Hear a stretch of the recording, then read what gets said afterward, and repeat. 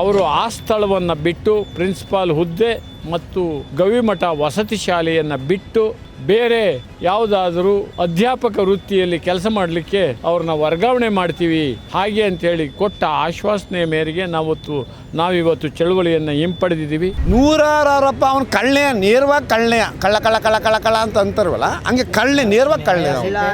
ಕಚೇರಿಗೆ ಬಂದು ಅವ್ರಿಗೆ ಎಲ್ಲವನ್ನೂ ಕೂಡ ಏನೇನು ಆಗಿದೆ ತಾಲೂಕಲ್ಲಿ ಎಲ್ಲವನ್ನೂ ಕೂಡ ಅವ್ರಿಗೆ ಪತ್ರದ ಮುಖಾಂತರ ವಿಚಾರದ ಮುಖಾಂತರ ಎಲ್ಲವನ್ನೂ ಸಂಗ್ರಹಿಸಿದ್ದೀವಿ. ಅಂದರೆ 3 ತಿಂಗಳೊಳಗಡೆ ಈ ಪ್ರಕರಣವನ್ನು ಇತ್ಯರ್ಥಪಡಿಸಲಿಕ್ಕೆ ನಾವು ಅನುವು ಮಾಡಿಕೊಟ್ಟಿದ್ದೀವಿ ಅಂತ ಭರವಸೆ ಕೊಟ್ಟ ಮೇರೆಗೆ ಕಾರ್ಯನಿರ್ವಹಿತ ಅಧಿಕಾರಿಗಳು ನ್ಯಾಯಯುತವಾದ ಕೆಲಸ ಮಾಡ್ತಾರೆ ಅಂತ ನಂಬಿಕೆ ಇಟ್ಟಿದ್ದೀವಿ. ಏನೇ ಕ್ಯಾರ್ಪೇಟೆ ತಾಲೂಕು ರೈತ ಸಂಘ ಇವತ್ತಿಂದ ಮಾಡ್ಕೊ ಬಂದಿರೋ ಹೋರಾಟ ನ್ಯಾಯ ಸಿಗೋವರೆಗೂ ಬಿಡಲ್ಲ, ಪೀಡೆ ಇದ್ದಂಗೆ ನಾವು.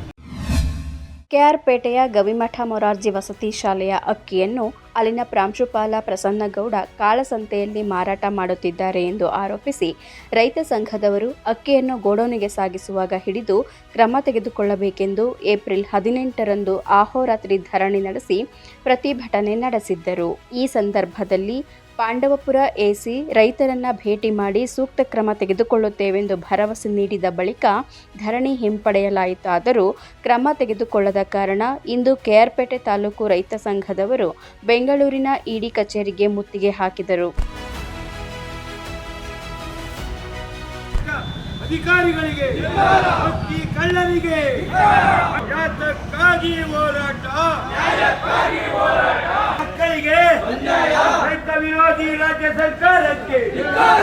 ಈ ಸಂದರ್ಭದಲ್ಲಿ ಅಧಿಕಾರಿಗಳು ಪ್ರಸನ್ನಗೌಡರನ್ನ ತಕ್ಷಣಕ್ಕೆ ಹುದ್ದೆಯಿಂದ ಹಿಂಪಡೆದು ಅಧ್ಯಾಪಕ ವೃತ್ತಿಯಲ್ಲಿ ಮುಂದುವರೆಸುವುದಾಗಿಯೂ ಇವರ ಮೇಲೆ ನ್ಯಾಯಾಂಗ ತನಿಖೆ ನಡೆಸುವುದಾಗಿಯೂ ಭರವಸೆ ನೀಡಿದ ಬಳಿಕ ಪ್ರತಿಭಟನೆಯನ್ನು ಹಿಂಪಡೆಯಲಾಗಿದೆ.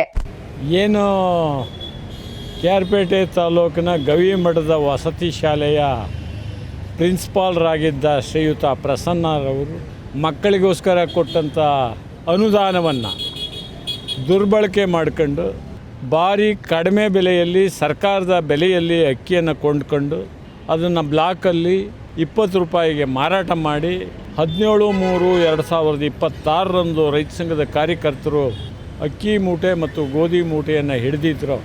ಇದರ ಬಗ್ಗೆ ಇಲಾಖೆಯ ವರಿಷ್ಠರು ಸೂಕ್ತ ಸಂದರ್ಭದಲ್ಲಿ ತನಿಖೆ ಮಾಡಲಿಲ್ಲ ಅನ್ನೋ ಕಾರಣಕ್ಕೆ 18/4/2026ರಂದು ಕೆಆರ್ಪೇಟೆ ತಾಲೂಕು ತಹಸೀಲ್ದಾರರ ಕಚೇರಿ ಮುಂದೆ ನಾವು ಕೆಆರ್ಪೇಟೆಯ ತಾಲೂಕು ರೈತ ಸಂಘದ ಕಾರ್ಯಕರ್ತರು ಧರಣಿ ಮಾಡಿದ್ವಿ.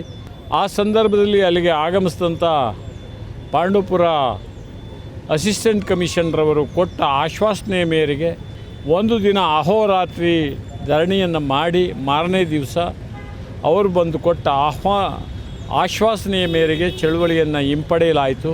ಅವರ ಆಶ್ವಾಸನೆ 18ನೇ ತಾರೀಕುವರೆಗೆ ಕೊಟ್ಟಿದ್ದ ಆಶ್ವಾಸನೆ ಹುಸಿಯಾದ ಕಾರಣ ಮತ್ತೆ ನಾವು ಈ ದಿನ ಬೆಂಗಳೂರಿನ ಇಡಿ ಅಧಿಕಾರಿಯವರ ಕಚೇರಿಗೆ ಕೆಆರ್ಪೇಟೆಯ ರೈತ ಸಂಘದ ಕಾರ್ಯಕರ್ತರು ಮುತ್ತಿಗೆ ಹಾಕಿದ್ರು. ಈ ಸಂದರ್ಭದಲ್ಲಿ ಇಡಿ ಅಧಿಕಾರಿಗಳು ಕೊಟ್ಟ ಆಶ್ವಾಸನೆ ಏನಪ್ಪ ಅಂದರೆ, ಈಗಾಗಲೇ ಪ್ರಸನ್ನಗೌಡ ಅವರ ಸೇವಾ ಅವಧಿಯ ಹಿನ್ನೆಲೆಯಲ್ಲಿ ಮಾಡಿರ್ತಕ್ಕಂಥ ದುರಂತಗಳು ಎಲ್ಲವೂ ಕೂಡ ಭ್ರಷ್ಟಾಚಾರಗಳೆಲ್ಲವೂ ಅವರ ಗಮನಕ್ಕೆ ಬಂದಿದ್ದ ಕಾರಣ ಉನ್ನತ ಮಟ್ಟದ ತನಿಖೆ ಆಗಬೇಕು. ಹಾಗೆ ಅಂಥೇಳಿ ಒಬ್ಬ ನಿವೃತ್ತ ನ್ಯಾಯಾಧೀಶರನ್ನು ನೇಮಕ ಮಾಡಿ ಅತಿ ಶೀಘ್ರವಾಗಿ ಅಂದರೆ 3 ತಿಂಗಳೊಳಗಡೆ ಈ ಪ್ರಕರಣವನ್ನು ಇತ್ಯರ್ಥಪಡಿಸಲಿಕ್ಕೆ ನಾವು ಅನುವು ಮಾಡಿಕೊಟ್ಟಿದ್ದೀವಿ ಅಂತ ಭರವಸೆ ಕೊಟ್ಟ ಮೇರೆಗೆ ಮತ್ತೆ ಅವರ ಅಮಾನತಲ್ಲಿ ಇಡಬೇಕು ಅಂತಕ್ಕಂಥದ್ದು ರೈತ ಸಂಘದ ಒತ್ತಾಯ ಆಗಿದ್ದರಿಂದ ಅದು ಸ್ವಲ್ಪ ಕ್ಲಿಷ್ಟ ಪರಿಸ್ಥಿತಿಯಲ್ಲಿದೆ.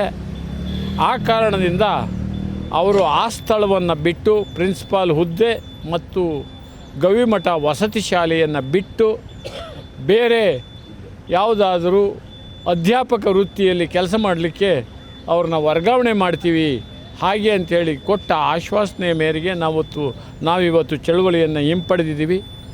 ಇದು ರೈತ ಸಂಘಕ್ಕೆ ಸಿಕ್ಕ ಜಯ. ಬಂಡವಾಳಶಾಹಿಗಳಿಗೆ ಕೊಟ್ಟಂಥ ಹೇಟು ಅಂಥೇಳಿ ಈ ಸಂದರ್ಭದಲ್ಲಿ ಹೇಳಲಿಕ್ಕೆ ನಾನು ಇಷ್ಟಪಡ್ತೀನಿ. ಸ್ವಾತಂತ್ರ್ಯ ಹೋರಾಟ ಒಂದು ಕಥೆಯಲ್ಲ, ಮರೆಮಾಚಿದ ಹೋರಾಟಗಳ ಅನಾವರಣ. ಭಾರತದ ಸ್ವಾತಂತ್ರ್ಯ, ಕರ್ನಾಟಕದ ಏಕೀಕರಣ ಒಂದೇ ಹೋರಾಟದ 2 ಮುಖಗಳು. ಜೈ ಹಿಂದ್, ಜಯ ಕರ್ನಾಟಕ ವಿಶೇಷಾಂಕ. ಈಗಲೇ ಓದಿ ಹಂಚಿಕೊಳ್ಳಿ. ಈ ದಿವಸ ಅವರು ಏನು ಇಡಿ ಅಂತ ಕಾಂತರಾಜ್ ಅವ್ರ ಕಾರ್ಯದರ್ಶಿ ಅವರು ಇದು ತಮ್ಮ ಸಮ್ಮುಖದಲ್ಲಿ ಒಪ್ಕೊಂಡ್ರಲ್ಲ ಈಗ.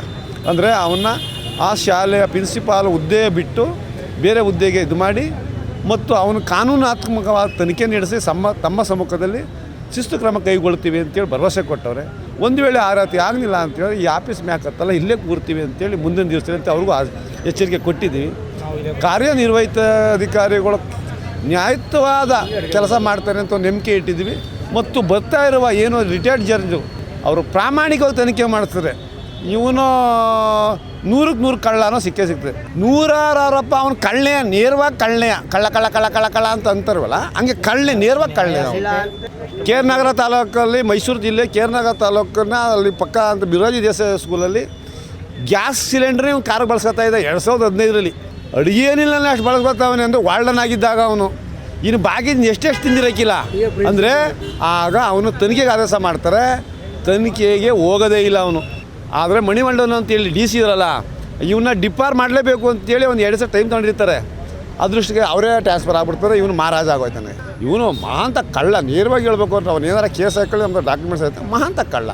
ಇಷ್ಟೆಲ್ಲ ಆರೋಪ ಇದ್ರು ಅವರನ್ನು ಅಮಾನತು ಮಾಡಬೇಕಾಗಿತ್ತು, ಯಾಕೆ ಟ್ರಾನ್ಸ್ಫರ್ ಮಾಡ್ತಿದ್ದಾರೆ? ಇವ್ರು ಏನು ಹೇಳ್ತಾರೆ ಅಂದರೆ, ಈಗ ಕಾರ್ಯದರ್ಶಿಯವರು, ಸರ್ಕಾರದ ಕಾರ್ಯದರ್ಶಿಯವರು ಏನು ಅವ್ರದ್ದೊಂದು ತನಿಖಾ ಕಳಿಸಿದ್ರು, ಆ ತನಿಖಾ ವರದಿಯಲ್ಲಿ ಏನಾಯ್ತದೆ ಅಂದರೆ ಇವ್ರ ಮೇಲೆ ಉನ್ನತ ತನಿಖೆ ಆಗಬೇಕು ಅಂತೇಳಿ ಒಂದು ಆದೇಶ ಅವರು ಒಂದು ಮನವಿ ಕೊಟ್ಟಿರ್ತಾರೆ. ತನಿಖಾ ತಂಡ ವರದಿ ಕೊಟ್ಟಿರ್ತಾರೆ, ಇನ್ನೊಂದು ಉನ್ನತ ತನಿಖೆ ಆಗಲೇಬೇಕು ಅಂತವ. ಅದಕ್ಕೆ ಇವ್ರು ಏನು ಮಾಡಿದ್ರು, ಉನ್ನತ ತನಿಖೆಗೆ ಆದೇಶ ಮಾಡಿಬಿಡ್ತಾರೆ. ಆ ದಿವಸಲೇ ಸಸ್ಪೆಂಡ್ ಮಾಡಿ ಉನ್ನತ ತನಿಖೆ ಆದೇಶ ಮಾಡಬೇಕಾಗಿತ್ತು. ಮರು ಸಸ್ಪೆಂಡ್ ಮಾಡೋಕ್ಕೆ ಬರಲ್ಲ ಅನ್ನೋದೊಂದು ಕಾನೂನಿಗೆ ತೊಡಕು ಬರ್ತದೆ. ನಾಳೆ ಕೋರ್ಟ್ಗೆ ಹೋದರೆ ಅವನಿಗೆ ಸ್ಟೇ ಸಿಗ್ತದೆ ಅಂತ ಅವ್ರು ಹೇಳೋದು. ಅದು ಬಿಚ್ಚಿ ಹೇಳಲಿಲ್ಲ ಅವರು. ಯಾಕೆಂದರೆ ಮರು ತನಿಖೆಗೆ ಮಾಡಲೇಬೇಕಂದ್ರೆ ಉನ್ನತ ಹೆಚ್ಚುವರಿ ತನಿಖೆ ಮಾಡಲೇಬೇಕು ಅಂತ ಅಂದರೆ ಇವನು ಅಮಾನತು ತನಿಖೆಗೆ ಆದೇಶ ಮಾಡಬೇಕಾಯ್ತು ಅವರು. ಇವರು ಅಧಿಕಾರಿಗಳು ತಪ್ಪು ಇದು. ಅವತ್ತೇ ಮಾಡಬೇಕಾಯಿತು. ಇವತ್ತು ಮಾಡೋಕ್ಕೆ ಹೋದರೆ ಅವ್ನು ರಕ್ಷಣೆ ಆಗ್ಬಿಡ್ತಾನೆ. ಬೇಡಿ ತನಿಖೆಯಲ್ಲಿ ಬೇರೆ ಕಡೆ ಅವನ್ನ ಆ ಜಾಗದಲ್ಲಿ ಅವನು ಇಲ್ದಂಗೆ ಬೇರೆ ಕಡೆಗೆ ಹಾಕಿ ತನಿಖೆ ನಡೆಸ್ಕೊಡ್ತೀನಿ ಅಂತ ಹೇಳೋದು. ಸರಿಯಾಗಿ ತನಿಖೆ ಆಗದೇ ಇದ್ದರೆ ನಿಮ್ಮ ಮುಂದಿನ ನಿರ್ಧಾರ ಇಲ್ಲ ನಾವು ಏನೇ ಕ್ಯಾರ್ಪೇಟೆ ತಾಲೂಕು ರೈತ ಸಂಘ ಇವತ್ತಿಂದ ಮಾಡ್ಕೊ ಬಂದಿರೋ ಹೋರಾಟ ನ್ಯಾಯ ಸಿಗೋವರೆಗೂ ಬಿಡಲ್ಲ. ಪೀಡೆ ಇದ್ದಂಗೆ ನಾವು ಆ ಕಾರ್ಯ ಏನು ಆ ಕೆಲಸ ಕೈ ಹಾಕಿದ್ದೀವೋ ಅದು ಒಳ್ಳೆಯದು ಕೆಟ್ಟದ್ದು ಆಗೋವರೆಗೂ ಬಿಡೋದೇ ಇಲ್ಲ. ನಾವು ಪೀಡೆ ಇದ್ದಂಗೆ ಹಂಟಿಕೊಂಡ್ರೆ ಎಲ್ಲೋ ಒಂದು ಕಡೆ ಈ ಸಮಾಜದಲ್ಲಿ ಮಕ್ಕಳು ತಿನ್ನೋ ಆಹಾರನ ಏನೇನು ಈ ರಾಜಕಾರಣ ಆಗ್ಬೋದು, ಅಧಿಕಾರಿಗಳಾಗ್ಬೋದು, ಇವರೆಲ್ಲರೂ ಸೇರಿ ಗೋಲ್ಮಾಲ್ ಮಾಡಿದ್ದಾರೆ ಅಂತೇಳಿ ಆರೋಪ ಮಾಡಿ ಈ ಆಯುಕ್ತರ ಕಚೇರಿಗೆ ಬಂದಿದ್ದೀವಿ. ಆಯುಕ್ತರ ಕಚೇರಿಯಲ್ಲೂ ಕೂಡ ನಮಗೆ ಒಂದಷ್ಟು ಭರವಸೆ ಕೊಟ್ಟಿದ್ದಾರೆ. ಯಾಕೆಂದರೆ ಎಲ್ಲರೂ ನಾವು ಕೆಟ್ಟದಾಗೆ ನೋಡೋಕ್ಕಾಗಲ್ಲ. ಸಮಾಜದಲ್ಲಿ ಒಳ್ಳೆಯವರು ಕೆಟ್ಟವರು ಎಲ್ಲ ಇದ್ದಾರೆ. ಆಯುಕ್ತರು ಈ ಕಾಂತರಾಜನ್ನು ಆಯುಕ್ತರು ನಮ್ಮ ತಾಲೂಕಲ್ಲೇ ತಹಶೀಲ್ದಾರಾಗಿ ಕೆಲಸ ಮಾಡಿದರು. ಒಂದಷ್ಟು ಒಳ್ಳೆಯ ಸೇವೆನೂ ಮಾಡಿದರು. ಹಾಗಾಗಿ ಅವ್ರ ಮೇಲೆ ಭರವಸೆ ಇಟ್ಟು ಕಚೇರಿಗೆ ಬಂದು ಅವ್ರಿಗೆ ಎಲ್ಲವನ್ನೂ ಕೂಡ ಏನೇನು ಆಗಿದೆ ತಾಲೂಕಲ್ಲಿ ಎಲ್ಲವನ್ನೂ ಕೂಡ ಅವ್ರಿಗೆ ಪತ್ರದ ಮುಖಾಂತರ, ವಿಚಾರದ ಮುಖಾಂತರ ಎಲ್ಲವನ್ನೂ ಸಂಗ್ರಹಿಸಿದ್ದೀವಿ. ಅವರು 1 ತಿಂಗಳು ನನಗೆ ಕಾಲಾವಕಾಶ ಕೊಡಿ, ಒಬ್ಬ ನಿವೃತ್ತ ಜಡ್ಜ್ ಅಪಾಯಿಂಟ್ ಮಾಡಿ ಒಳ್ಳೆಯ ಸೂಕ್ಷ್ಮವಾದ ತನಿಖೆ ತೆಗೆಸಿ ನಿಮಗೆ ತಾಲೂಕಲ್ಲಿ ಹೋರಾಟ ಮಾಡಿದ್ದೀವಿ ನೀವು ರೈತರು ಹೋರಾಟ ಮಾಡೋದಕ್ಕೆ ನಂದು ಕೂಡ ಅದಕ್ಕೆ ಸಹಕಾರ ಇದೆ. ನಿಮಗೆ ಒಳ್ಳೆಯ ನ್ಯಾಯ ಕೊಡಿಸ್ತೀನಿ. ಈಗಲೇ ಕೂಡ ಅವ್ರನ್ನ ನ್ಯಾಯನೂ ಕೊಡಿಸ್ತೀನಿ. ಅವ್ರನ್ನ ಕಾನೂನು ರೀತಿ ಅವ್ರಿಗೆ ಏನೇನು ಮಾಡಬೇಕು ಅದನ್ನು ಭರವಸೆ ಕೊಟ್ಟು ನಮ್ಮನ್ನು ಒಪ್ಕೊಂಡಿದ್ದಾರೆ. ಹಂಗಾಗಿ ನಾವು ಕೇರ್ಪೇಟೆ ತಾಲೂಕಿಂದ ಬಂದ ರೈತರು ಚಳುವಳಿ ವಾಪಸ್ ತೆಗೆದು ಮತ್ತೆ ನಾವು ಕೇರ್ಪೇಟೆಗೆ ಹೋಗ್ತಾ ಇದ್ದೀವಿ ಅಂತೇಳಿ ಈ ಮೂಲಕ ತಮ್ಮಲ್ಲಿ ಮನವಿ ಮಾಡ್ಕೊತಾ ಇದ್ದೀವಿ. ನೆಕ್ಸ್ಟು ಅವರು ಸೂಕ್ಷ್ಮವಾಗಿ ಹೇಳಿದ್ದಾರೆ. ಇಡೀ ನಾವು ಹೇಳಿದ್ದೀವಿ ನಮ್ಮ 5-6 ಜಿಲ್ಲೆ ಬಿಟ್ಟು ಹೊರಗಡೆಗೆ ರಾಯಚೂರು, ಬೆಳಗಾವಿ ಈ ಥರ ಆಗ್ಬೋದು ಹೊರಗಡೆ ಕಳಿಸಿ ಅಂತ ಹೇಳಿದ್ದಕ್ಕೆ ಅವರು ನಮಗೆ ಸಹಕಾರ ಕೊಟ್ಟಿದ್ದಾರೆ. ನಾವು ಲಿಖಿತ ರೂಪದಲ್ಲಿ ನಿಮ್ಗೆ ಈಗ ಹೇಳೋದಿಲ್ಲ. ನಾನು ಒಂದು 15 ದಿವಸದೊಳಗಡೆ ನಾನು ಏನು ಮಾಡಬೇಕು ಕಾನೂನು ವ್ಯಾಪ್ತಿಯಲ್ಲಿ ಮಾಡ್ತೀನಿ ಅಂತ ನಮಗೆ ಭರವಸೆ ಕೊಟ್ಟಿದ್ದಾರೆ. ಮತ್ತಷ್ಟು ವಿಶೇಷ ವಿಡಿಯೋಗಳನ್ನು ನೋಡಲು ಮತ್ತು ಹೊಸ ವಿಡಿಯೋಗಳ ಬಗ್ಗೆ ತಿಳಿಯಲು ಈ ದಿನ .com ಯೂಟ್ಯೂಬ್ ಚಾನೆಲ್ ಸಬ್ಸ್ಕ್ರೈಬ್ ಮಾಡಿ ಮತ್ತು ಬೆಲ್ ಐಕಾನ್ ಕ್ಲಿಕ್ ಮಾಡಿ.